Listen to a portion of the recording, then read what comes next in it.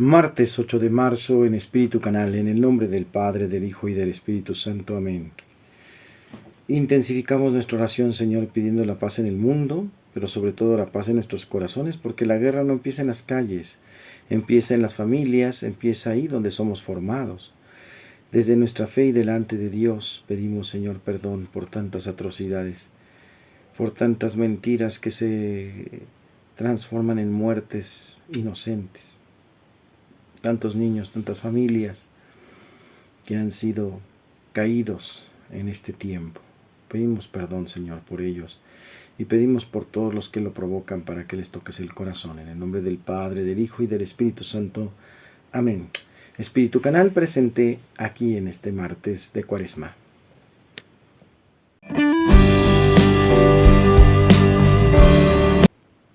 Lectura del Santo Evangelio según San Mateo, capítulo 6, versos del 7 al 15. En aquel tiempo Jesús dijo a sus discípulos: Cuando ustedes hagan oración, no hablen mucho como los paganos que se imaginan que a fuerza de mucho hablar serán escuchados. No los imiten, porque el Padre sabe lo que les hace falta antes de que se lo pidan ustedes. Pues oren así: Padre nuestro que estás en el cielo, santificado sea tu nombre. Venga tu reino, hágase tu voluntad en la tierra como en el cielo. Danos hoy nuestro pan de cada día. Perdona nuestras ofensas como también nosotros perdonamos a los que nos ofenden. No nos dejes caer en la tentación y líbranos del mal. Si ustedes perdonan las faltas a los hombres, también a ustedes los perdonará el Padre Celestial. Pero si ustedes no perdonan a los hombres, tampoco el Padre les perdonará a ustedes sus faltas. Palabra del Señor. La enseñanza de parte de nuestro Señor para saber orar es una estructura perfecta que conocemos hoy comúnmente como el Padre Nuestro, donde efectivamente se nos habla y se nos hace reconocer y pedir a Dios como papá. Esto es algo inverosímil para las religiones anteriores o base de nuestra fe. Y por supuesto también nos hermana de muchas maneras, nos hace verdaderos hijos del mismo Dios, creados por Él y sostenidos por su inmensa misericordia.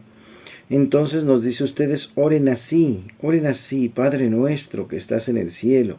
Y todo lo que conocemos pues son diferentes peticiones y un sustento muy profundo. Analizar el Padre Nuestro es una gran valía. Aquí en el canal ya lo hemos hecho video tras video, que resultó muy enriquecedor. Fueron casi 2 semanas, un poco más, en donde analizábamos casi palabra por palabra de esta hermosa oración perfecta de encuentro con el Padre Nuestro. Es importante entonces saber orar, no solamente pedir, sino también agradecer, pero sobre todo subrayo una parte interesante: saber perdonar como Él nos perdona. Si perdonamos como Él nos perdona, estamos haciendo lo correcto. Tener esa misericordia como Él ha tenido con nosotros. ¿Cuántas veces le hemos fallado a Dios? Muchísimas. ¿Cuántas veces nos ha perdonado? Todas, y las que siguen.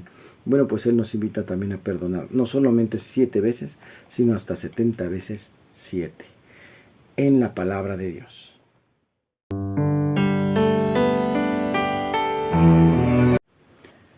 En el tema de hoy, ¿la ciencia contradice la Biblia? Ciencia positiva y verdad. La visión científico-positivista actual nos remite al concepto de verdad desde sus ámbitos de aplicación. Para los positivistas, cualquier enunciado analítico determina su verdad por medios lógicos o matemáticos, y la lógica o la matemática se bastan para decidir sobre las reglas que han de cumplir dichos enunciados. En el sentido fuerte del término, un enunciado es verificable o significativo, sí y solo sí.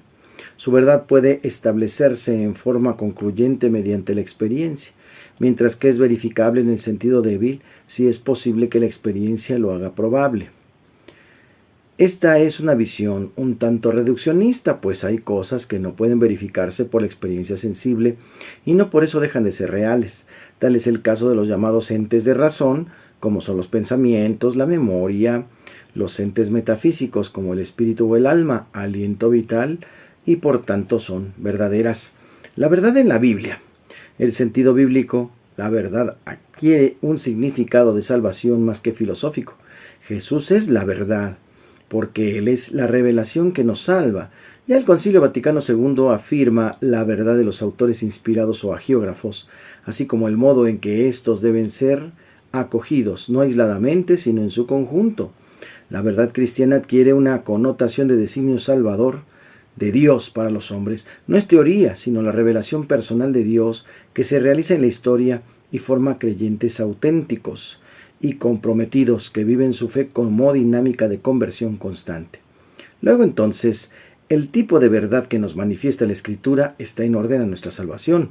No trata de las verdades científica, filosófica, histórica, etc. Dios se ha revelado no para instruirnos sobre los sucesos en sí mismos, sino para enseñarnos el sentido que éstos tienen en la historia de la salvación.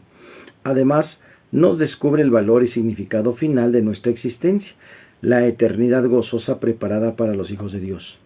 En virtud de lo anterior, es de suma importancia conocer que la Escritura no pretende abarcar todos los ámbitos del conocimiento. En su libro Escucha Israel, el doctor científico de un proceso interesante de la Sagrada Escritura, Carlos Junco, explica a partir de la Constitución Conciliar Dei Verbum, ámbito de la metafísica en la Escritura.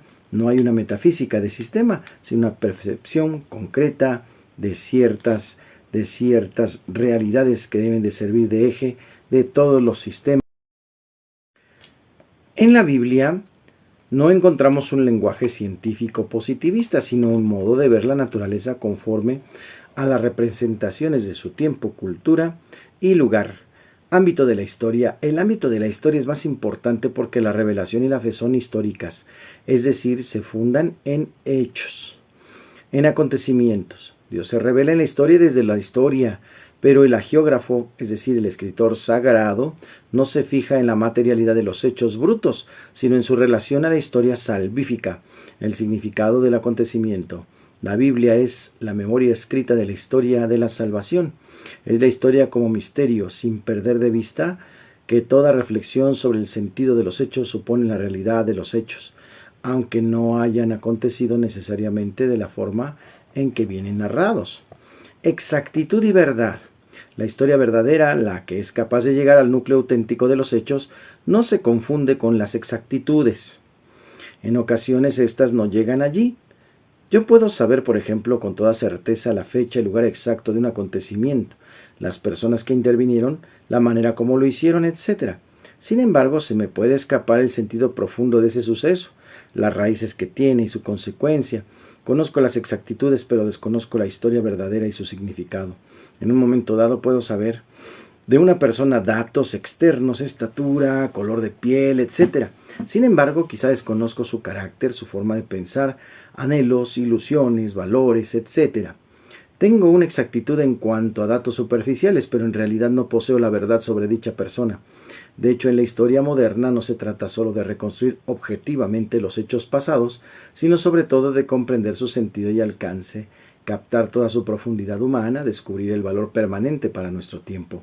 No hay que olvidar que en toda historia hay una gran dosis de subjetividad en la presentación de los hechos, en las matices en que se dan estos, etc. Para comprobar esto, basta fijarnos cómo es presentada una misma noticia por los distintos medios de comunicación. La verdad que nos salva. La Biblia no es un relato neutral o desapasionado, sino la valiente proclamación de una comunidad creyente que testimonía por algunos individuos concretos, los hagiógrafos inspirados. Estos son el Espíritu Santo, como señala el doctor Junco. Esa proclamación no es un invento, sino que se apoya en la historia interpretada, tiene su fundamento en la revelación que Dios hace de la historia. Ahora bien, la Biblia puede ser tachada de poco creíble, fantasiosa, mítica, etc. Pero no es un libro de historia que se reduce a fechas, lugares o nombres exactos. Tampoco es un libro meramente de antropología que define al hombre por sus características externas, ni de arqueología o alguna otra de las ciencias positivas a las cuales se ha reducido el conocimiento humano en nuestros días. Esta sería una afirmación parcial e injusta. Gadamer habló de la necesidad de respetar la autonomía de las ciencias que aportan su conocimiento para profundizar sobre la misma verdad. En sus múltiples revelaciones dialógicas, un ejemplo claro es la teoría de la creación del universo por la gran explosión resultante de la concentración de energía, mejor conocida como teoría del Big Bang. Es esta una de las hipótesis más aceptadas en el ambiente de los científicos. El ateo se quedará en la materialidad y mecanicismo de la teoría. El cristiano, en cambio, verá la maravillosa intervención de Dios desde el comienzo de la historia.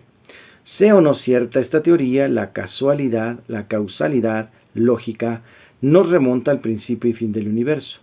Debe existir una causa primera incausada a su vez.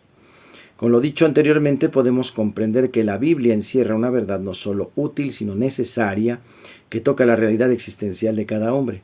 Quien se acerca al estudio de la Biblia con espíritu y mente abiertos, descubre algo más que una multitud de datos. Encuentra de todo el camino de la felicidad. Un Dios vivo que nos habla a través de su palabra. La verdad en el sentido bíblico adquiere un significado de salvación más que filosófico. Jesús es la verdad porque Él es la revelación que nos salva. En el tema de hoy. Señor Jesús. Y ya estamos en Santos y Conversos. Hoy celebramos a San Dutaco de Ros. Posiblemente nació en Taine, Escocia, donde murió y se le venera alrededor del año 1000. Pero fue educado en Irlanda y se convirtió en un predicador de renombre que atrajo considerables seguidores.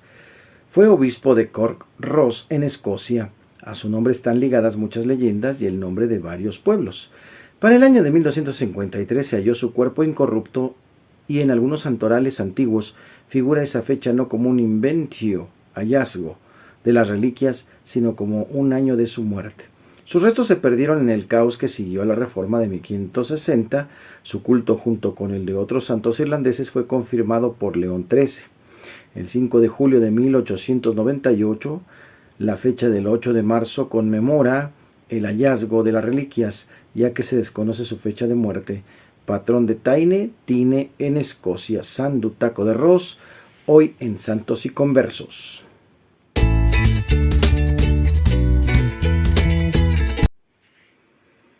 En la rola del alma, saliendo del pretorio, una interpretación de Ye Joseph.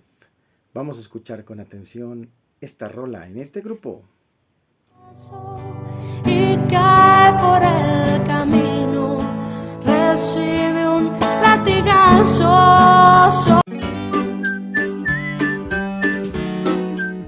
En el chiste, diálogo entre sabios. ¿Qué opina usted de la gelatina? Bueno, en realidad, contesta ufano y sabiondo. Yo en escuela estudié la Y y la I latina, pero de la gelatina no recuerdo nada, tal vez no entré a esa clase.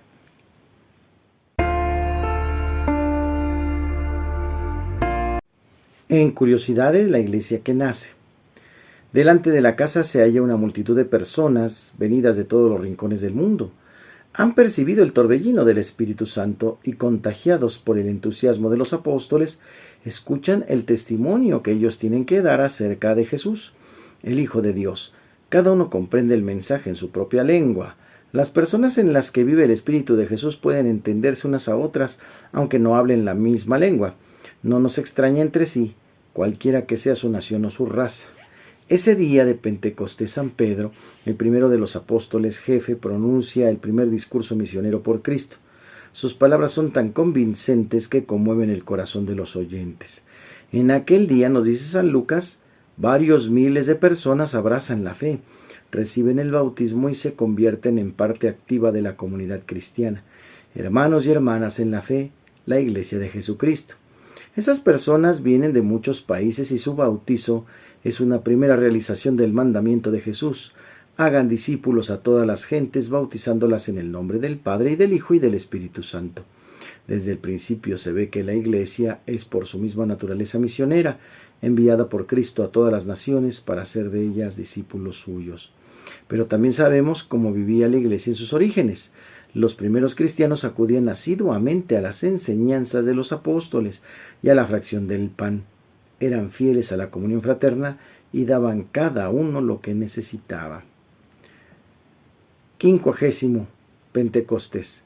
la fiesta en que la comunidad judía conmemora la alianza concertada por Dios con ella en el monte Sinaí. La Iglesia celebra este día su Pentecostés, es decir, la efusión del Espíritu Santo sobre la Iglesia primitiva de Jerusalén. En la fiesta de Pentecostés, 50 días después de la Pascua, se celebra el nacimiento de la Iglesia Católica. En curiosidades.